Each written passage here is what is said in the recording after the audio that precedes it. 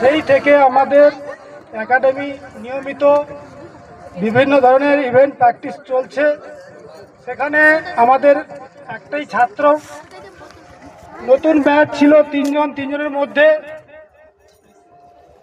একটাই ছেলে আমাদের ছাত্র সাকসেস হয়েছে।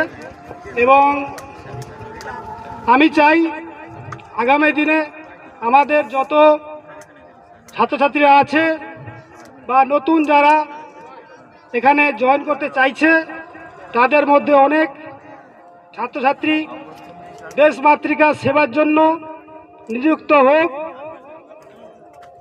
তার সাথে সাথে এখানে উপস্থিত সমস্ত সমাজ সেবক বৃন্দগণ, শিক্ষকগণ, সবাইকে আমাদের একাডেমির সঙ্গে হাত মিলিয়ে একাডেমি যাতে আগে বাড়তে পারে এবং ভবিষ্যতে আমাদের এই নামখানা এলাকায় এই একাডেমির নাম সর্বোচ্চ মানের হয়ে ওঠে, সেটাই আমি চাই। বাকি আজ নববর্ষের জন্য সবাই ব্যস্তই ছিল। সবাই সকালে হয়তো আমাদের প্রোগ্রামটা আজকের কিছুটা প্রথমে খুশির ছিল, শেষ মুহূর্তে আমাদের সেটাও খুশির। একজন ছাত্র যে সাকসেসফুল, তাকে বিদায় জানাতে হচ্ছে। বিদায় যদিও জানাচ্ছি, তার মধ্যেও সবার মধ্যে একটা খুশির ভাব আছে। নারায়ণ দেবনাথ যে আমাদের সাকসেসফুল ছাত্র, ও যখন প্রথম এখানে আমাদের নতুন শুরু হয় একাডেমি, প্রথম থেকে সাথ দিয়েছে।